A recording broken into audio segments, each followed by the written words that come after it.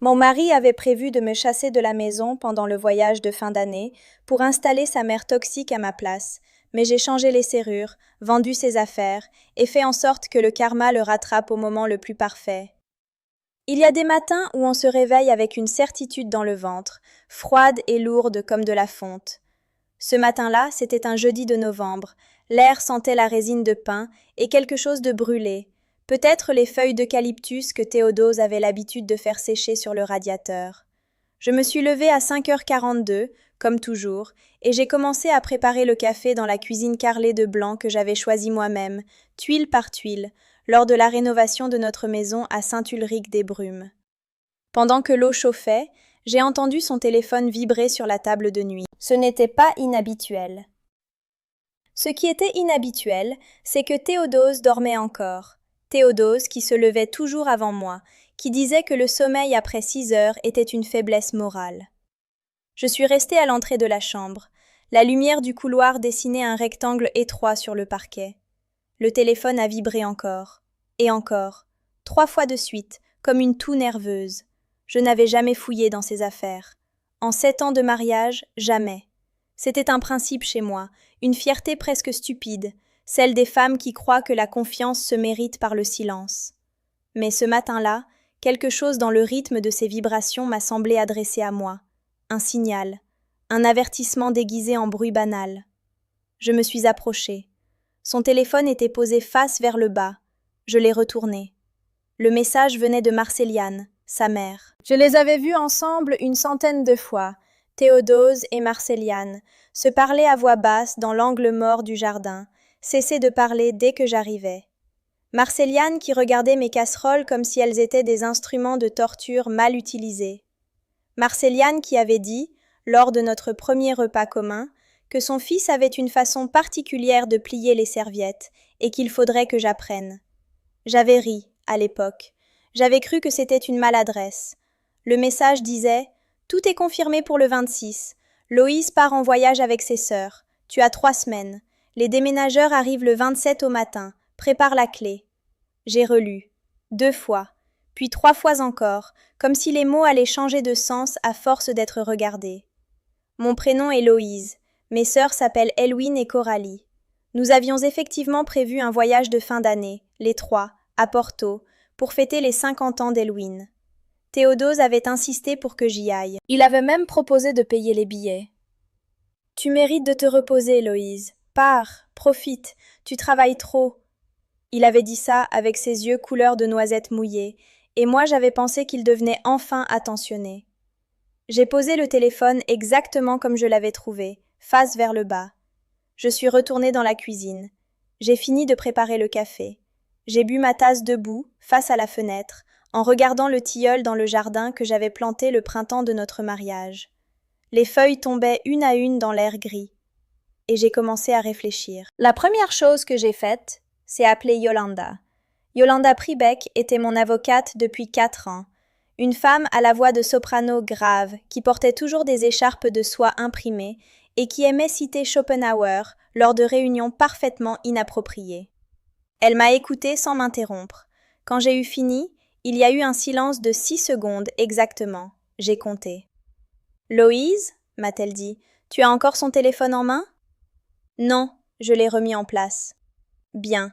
Il ne sait pas que tu sais ? » ?»« Non. »« Parfait. Ne change rien à ton comportement pendant 48 heures. Mange avec lui, ris de ses blagues, touche son épaule quand tu passes. Et demain matin, viens me voir avec tous les papiers de la maison. » Yolanda avait cette qualité rare. Elle aimait les combats qu'on lui amenait proprement ficelés. Et moi, j'avais passé 7 ans à apprendre les habitudes de Théodose avec la minutie d'une entomologiste. Je savais où il cachait ses relevés bancaires. Je savais que chaque 3e mercredi du mois, il allait chez son frère Gaspard Edmond et rentrait avec une enveloppe qu'il glissait sous le matelas. Je savais que la maison était à mon nom, techniquement, légalement, complètement à mon nom, parce que c'était mon héritage de ma grand-mère Pierrette des Anges, qu'il avait bâti en 1978. Théodose avait oublié ce détail. Ou plutôt, il avait décidé que 7 ans de vie commune effaçaient les origines des choses. Le lendemain, j'ai vu Yolanda. Elle a lu le contrat de mariage, le titre de propriété, et 3 autres documents que j'avais apportés dans une chemise en carton. Elle a souri, pas de ses dents, juste aux commissures. Il n'a aucun droit légal sur cette maison. Zéro. Si tu l'exclus, il ne peut rien faire. Et les meubles? Tout ce qui était là avant le mariage t'appartient. Le reste est discutable, mais tu as les factures? J'ai tout. J'ai joué le jeu pendant 3 semaines. 3 semaines d'une performance que je n'avais jamais su que j'étais capable de donner. Je préparais ses repas, je dormais à côté de lui, je répondais à Marceliane avec une politesse de cristal chaque fois qu'elle appelait. Je l'ai vue une fois, Marceliane, au marché de Saint-Ulrich. Elle achetait des courges et des coings, l'air de quelqu'un qui mesure une pièce avant d'y mettre ses meubles. Elle ne me regardait pas dans les yeux. Elle regardait mes mains, mes bagues, ma façon de tenir le cabas. J'ai souri. Elle a souri. Nous avons échangé des banalités sur l'automne. Le soir du 22 décembre, la veille de mon départ supposé pour Porto, j'ai fait mes bagages devant Théodose. J'ai plié chaque vêtement avec soin. Il regardait la télévision, les pieds sur la table basse en chêne, la table que j'avais chinée à Liège lors d'un voyage de travail, en 2019. Il m'a dit « Amuse-toi bien ». Je lui ai dit « Merci, je reviendrai le 14 ». Il a souri. Un sourire de quelqu'un qui a déjà gagné. Le 23 au matin, j'ai embrassé ses joues. Je me suis installée dans ma voiture avec mes bagages. Et j'ai conduit jusqu'à la maison de Rosalinde, mon amie d'enfance, qui habitait à 40 minutes de Saint-Ulrich. J'avais tout préparé avec elle depuis 2 semaines. Elwyn et Coralie étaient dans la confidence depuis le 15. Le voyage à Porto n'avait jamais été annulé. Elles y étaient, pour de vrai. Moi, j'étais restée dans l'ombre. Le 24 au matin, pendant que Théodose croyait que j'étais quelque part au-dessus de l'Atlantique, un serrurier que Yolanda m'avait recommandé, un homme trapu au prénom de Barnabas, a changé les 3 serrures de la maison. Porte principale, porte de service, portail électrique. Nouveau cylindre, nouvelle clé, tout. Ensuite, j'ai appelé Séraphim. Séraphim Kovalchik était antiquaire. Il habitait à 2 rues de chez moi depuis des années et connaissait chaque objet de notre maison parce que c'était lui qui m'en avait vendu la moitié, et quelques-uns que Théodose avait achetés de son côté, sans jamais garder les reçus. Pour cela, Séraphim était formel, pas de provenance traçable, pas de valeur contestable. Il a emporté, dans sa camionnette vert tilleul, la montre de gousset en or que Théodose gardait dans un écrin de velours rouge, le service à whisky en cristal taillé de Bohême qu'il avait rapporté d'un voyage en Autriche, et le vieux fauteuil club en cuir cognac qu'il considérait comme le symbole de son autorité domestique. Il ne s'asseyait nulle part ailleurs pour regarder le sport. Séraphim m'a remis une enveloppe, un chiffre propre, honnête. J'ai mis l'enveloppe dans mon sac sans l'ouvrir. Il restait ses vêtements, ses costumes de bureau, ses chemises de lin, ses chaussures italiennes rangées par couleur. J'ai tout sorti, soigneusement, et j'ai appelé une association qui collectait des vêtements pour les hommes en réinsertion professionnelle. Ils sont venus dans la matinée avec un grand sac blanc. Le bénévole avait l'air surpris de la qualité des costumes. Je lui ai dit que mon mari avait changé de taille. Il a hoché la tête avec l'air de ne pas tout à fait me croire, mais il a pris le sac sans poser d'autres questions. Pour ses livres, Théodose avait une bibliothèque entière de ouvrages sur la philosophie stoïcienne, une ironie que j'ai savourée en silence. J'ai appelé la médiathèque de Saint-Ulrich. Ils ont accepté les dons. La bibliothèque était vide avant la tombée de la nuit. Le 26, comme prévu dans le message de Marceliane, les déménageurs sont arrivés à 9 heures du matin. 2 hommes, un camion blanc, l'air bienveillant de gens qui ne savent pas exactement dans quoi ils ont mis les pieds. L'un d'eux a sonné à la porte. J'ai ouvert. Il y a eu un silence. « Bonjour », a dit l'homme. « On vient pour Madame Marceliane Bazot ?»« Non », ai-je répondu. « Cette maison est à moi. Elle est à mon nom, inscrite au cadastre depuis 1994. Je peux vous montrer le titre de propriété si vous le souhaitez. » J'avais le document en main. Je le leur ai tendu. Les 2 hommes l'ont regardé, se sont regardés entre eux, puis ont regardé derrière moi l'intérieur de la maison. Mes meubles, mes tableaux, ma vie intacte. « On a eu un mandat pour… » a commencé l'un d'eux. « Le mandat est nul, » ai-je dit doucement. « Appelez votre employeur si vous avez des doutes, mais je vous déconseille d'entrer. » Ils sont repartis. Le camion blanc a disparu dans la rue. 20 minutes plus tard, Théodose a appelé. Je n'ai pas décroché. Il a appelé 6 fois de suite. La 7e fois, j'ai décroché. Loïse, qu'est-ce qui se passe? Les déménageurs m'ont dit que... Ils ne pouvaient pas entrer, ai-je dit. La maison m'appartient. Tu l'avais oublié? Un silence. Tu n'es pas à Porto? Non. Un autre silence. Celui-ci avait une texture différente. Il était fait de calculs qui s'effondraient. On peut parler de ça calmement, Loïse. On peut... Yolanda Pribeck t'enverra les documents nécessaires dans les prochains jours. En attendant, tu peux rester chez ta mère. J'ai raccroché. Le karma, disent certains, est une mécanique lente, patiente. Il n'arrive jamais quand on l'attend, il arrive quand c'est beau.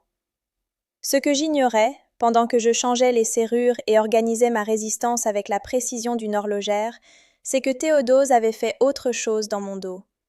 Quelque chose de plus grand, de plus stupide, de plus parfaitement autodestructeur. Depuis 2 ans, il détournait une partie des revenus de son cabinet comptable, une structure qu'il avait montée avec son associé Florestan Droguet, pour financer les travaux de rénovation de la villa de Marceliane en Provence. Une belle villa en pierre de taille que Marceliane voulait transformer en chambre d'hôte. Théodose lui avait promis que les fonds viendraient d'un investissement immobilier. Il avait inventé un investissement immobilier. Il avait signé des documents qu'il n'aurait pas dû signer. Il avait fait cela avec la confiance souveraine d'un homme qui n'a jamais eu à rendre de compte à personne. Florestan Droguet, lui, avait depuis quelques mois un comptable externe qui auditait les comptes. Le dossier avait atterri sur le bureau du fisc au début du mois de décembre. Je ne savais rien de tout cela quand j'ai changé les serrures. Je l'ai appris par Yolanda, le 28 décembre au matin, alors que je buvais mon café à Saint-Ulrich, dans ma cuisine carrelée de blanc, seule pour la première fois depuis 7 ans, et cette solitude avait le goût de quelque chose de propre, comme du linge séché dehors par vent du nord. Les inspecteurs du fisc ont convoqué Théodose hier, m'a dit Yolanda. Je n'ai rien dit pendant quelques secondes. Et Marceliane? Elle était avec lui au cabinet. Elle avait apporté des documents qu'elle croyait utiles à sa défense. Elle a au contraire fourni des preuves supplémentaires de sa propre implication. J'ai regardé le tilleul dans le jardin. Il n'avait plus de feuilles. Les branches étaient propres comme des traits à l'encre sur un ciel blanc. Les travaux de sa villa, a continué Yolanda, ont été déclarés comme travaux à caractère commercial, sans permis conforme. Le financement provient de fonds détournés. Elle risque la solidarité de la dette et potentiellement une mise en cause pénale. J'ai posé ma tasse. Je n'y suis pour rien, ai-je dit. Absolument pour rien, a confirmé Yolanda. Tu étais en voyage, ou du moins officiellement. Cette phrase contenait une tonalité que je ne lui avais jamais entendue. Quelque chose qui ressemblait à de l'admiration peut-être, ou à de la satisfaction esthétique. Ce soir-là, j'ai allumé le feu dans la cheminée, ma cheminée, dans ma maison, devant mon tilleul. J'ai ouvert l'enveloppe que Séraphine m'avait remise, et j'ai compté les billets lentement, un par un, avec la sérénité de quelqu'un qui fait ses comptes après une longue journée de travail ordinaire. J'ai pensé à Marceliane et à ses courges au marché, à ses yeux qui mesuraient mes mains, à sa voix au téléphone, 3 semaines plus tôt, qui donnait des instructions à son fils, comme si j'étais un meuble à déplacer. Il y a une qualité dans la vengeance froide qu'aucune vengeance chaude ne peut égaler. Ce n'est pas de la cruauté, c'est de la précision. C'est la différence entre briser quelque chose dans la rage et démonter une machine avec les bons outils, vis par vis, jusqu'à ce qu'il ne reste plus rien que les pièces détachées sur le sol, parfaitement identifiables, parfaitement comptables. Théodose avait voulu me chasser de ma propre vie, comme on chasse un chat d'un canapé, sans haine particulière, par simple commodité. Et c'est exactement cette désinvolture qui avait été son erreur la plus grave. Il avait cru que je n'étais pas le genre de femme à regarder les choses en face. Il avait cru que ma douceur était une forme d'inattention. Je n'avais jamais été inattentive. J'avais juste choisi de ne pas montrer ce que je voyais. Le feu crépitait. L'air sentait la résine et le chêne brûlé. Dehors, Le vent secouait les branches du tilleul avec ce son particulier, entre le froissement et le sifflement, qu'on n'entend que la nuit, quand tout le reste est silencieux. J'ai refermé l'enveloppe. Je l'ai glissée dans le tiroir du bureau que j'avais acheté à Séraphine, 5 ans plus tôt, pour 120 €. Puis, je me suis fait une deuxième tasse de café, et j'ai dormi comme une femme qui n'a rien à regretter. Elwyn m'a appelé de Porto le lendemain matin. Elle avait vu la mer au coucher du soleil, et voulait que je lui raconte comment les choses s'étaient passées. Je lui ai tout raconté, chronologiquement, pendant 40 minutes, debout dans le jardin, pieds nus sur l'herbe froide. Quand j'ai eu fini, elle a ri, un rire long, libéré, celui des gens qui attendaient la chute depuis longtemps. « Tu aurais dû venir à Porto quand même, » a-t-elle dit. La vue depuis notre chambre était incroyable. J'avais du travail, lui ai-je répondu, et c'était la vérité. Certains travaux ne se délèguent pas, certaines maisons ne se défendent qu'en y restant, et certaines femmes ne deviennent vraiment elles-mêmes qu'au moment précis où quelqu'un tente de leur voler leur propre histoire. Ce moment-là était arrivé. J'avais été là, c'est tout ce qui comptait. Si cette histoire vous a touché, rejoignez les milliers de personnes qui s'abonnent chaque semaine, la preuve sociale ne ment pas. Aimez cette vidéo et dites-nous dans les commentaires de quelle ville vous nous écoutez.